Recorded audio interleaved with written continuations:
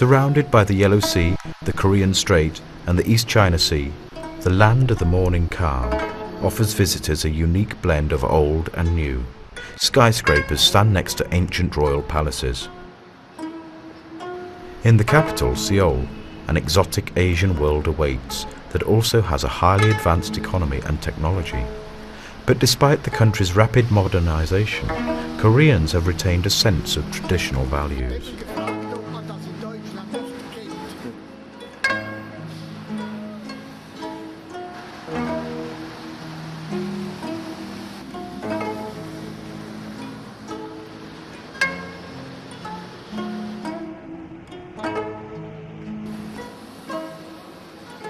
In this teeming metropolis, we Europeans feel as if we are in another world. Everywhere we find the overwhelming courtesy, friendliness, and hospitality of the Koreans.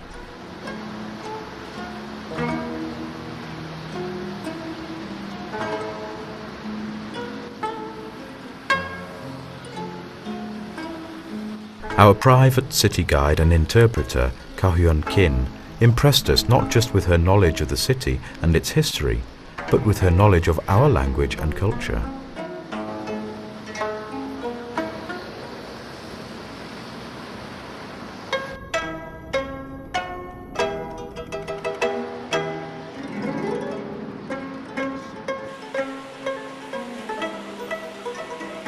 The Samseong-dong area reveals the new spirit of Seoul. In the 70s, it developed into an international business centre. Seoul's World Trade Center dominates the area.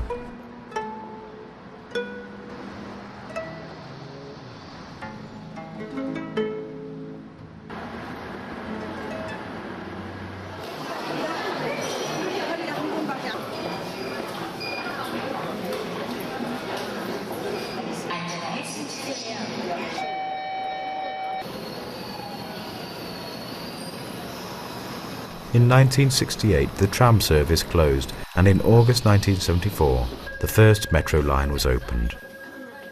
The network has expanded continuously and now reaches outlying towns.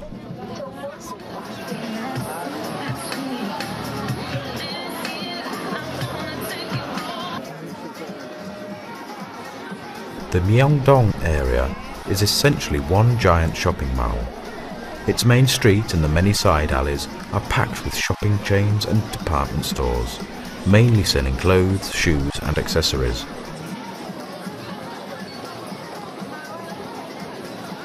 With 11 million inhabitants, Seoul is one of the youngest cities in the world. The average age of residents is 36, and there are more women than men.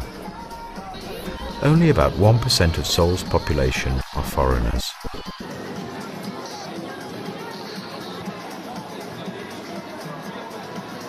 A Korean meal usually has rice, soup, and 3 or 4 side dishes, including the obligatory kimchi, a fermented vegetable dish.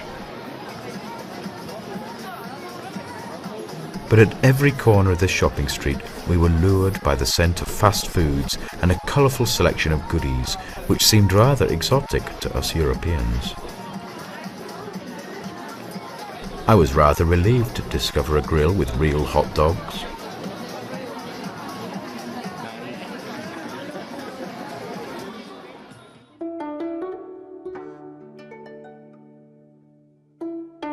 A light fog hangs over the city the next day as we visit Samseong-dong. Only a few paces from the famous World Trade Center, we are wrapped in the peace and contemplation of the Buddhist temple Bongguense. This temple in the midst of the metropolis was built in 794 during the reign of King Wonseong.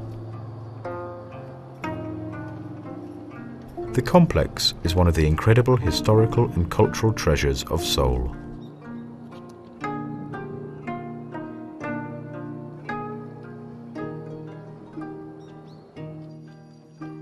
About half the population follows a religion. Of these, roughly 43% are Buddhist, 35% Protestant, and 21% Catholic.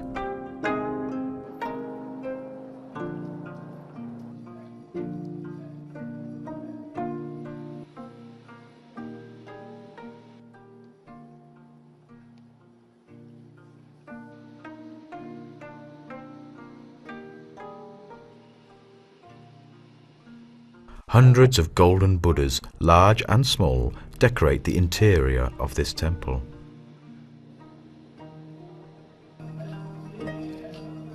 There is an indescribable peace and a spiritual balance between nature, the shrines, statues of Buddha, and the numerous works of art created by Buddhist monks.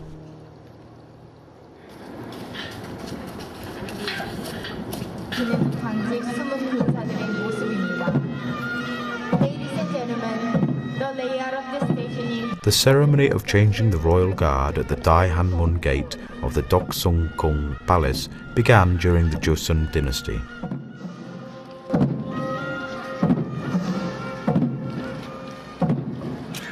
I am sure I was not the only one to wonder if the guards' beards were genuine.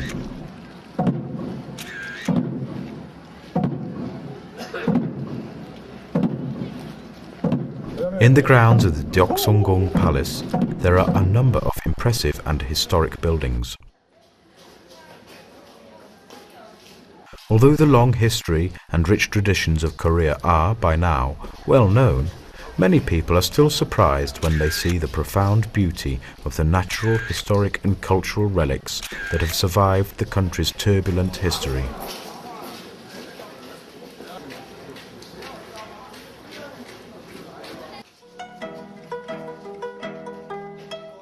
Korea is home to 7 World Heritage Sites.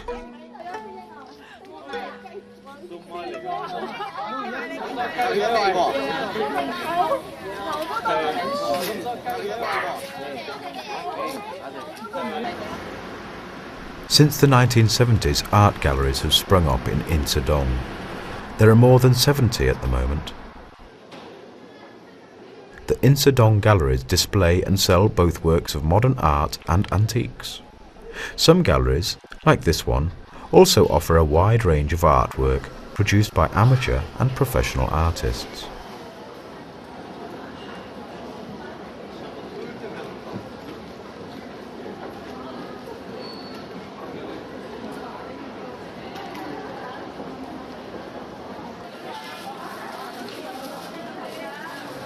For teenagers and even younger children, the mobile phone is the natural means of communication.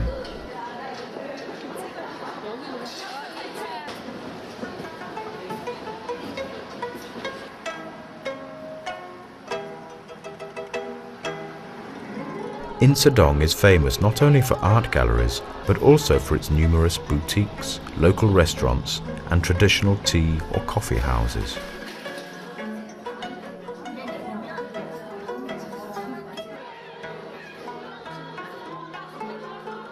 Those who cannot afford accessories by Gucci, Prada and Adidas will find plenty of choice in Namdaeum, a market in the centre of the city.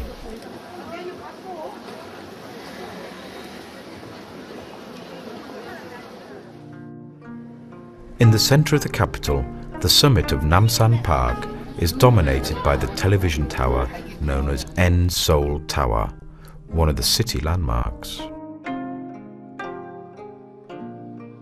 From the observatory or the revolving restaurant on the tower, you can enjoy a 360-degree panorama of the city. At the foot of the tower are several cultural attractions, such as this teddy bear museum.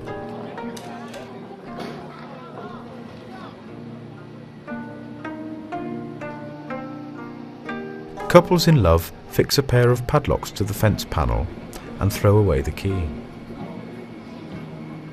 With the couple's names or just a wish attached, these interlinked locks remain here as a symbol of love and fidelity.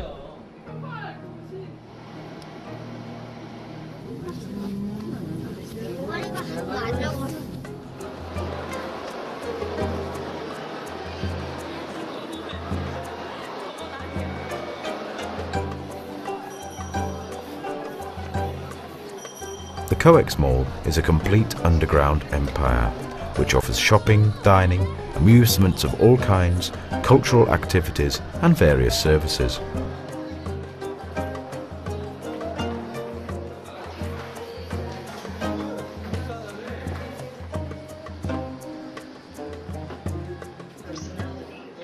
Despite the electronic media, Koreans of all ages put reading and a good book first. Here, foreign language literature is on sale alongside Korean bestsellers.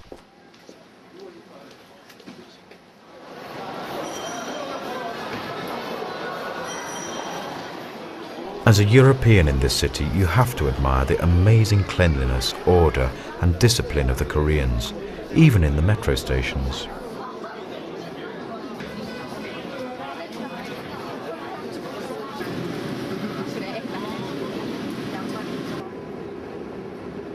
From our hotel, Metro Line 5 took us swiftly to the Olympic Park.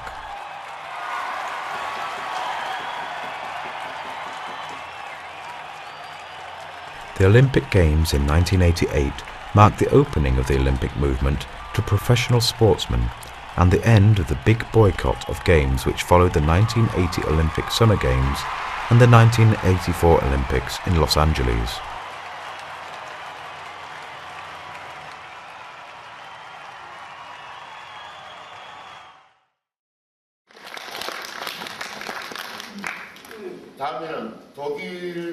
One of the international cultural events is the Seoul World Short Film and Video Festival, a festival for non-commercial filmmakers. It is organized by the Korean Visual Arts Association under its president, Mr. Chan Joo-chang.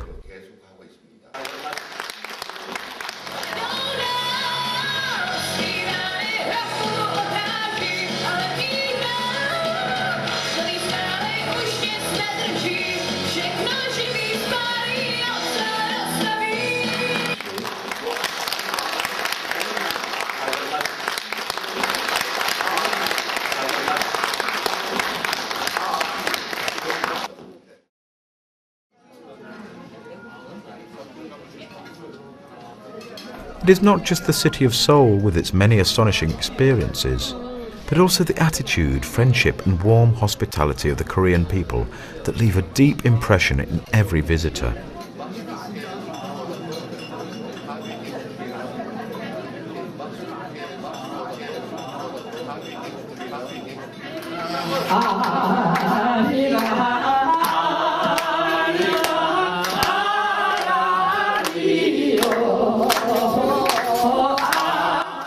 It is not always easy to find the right words to say a heartfelt farewell. Gamsa, Hamnida, Annyeonggi Gaseo.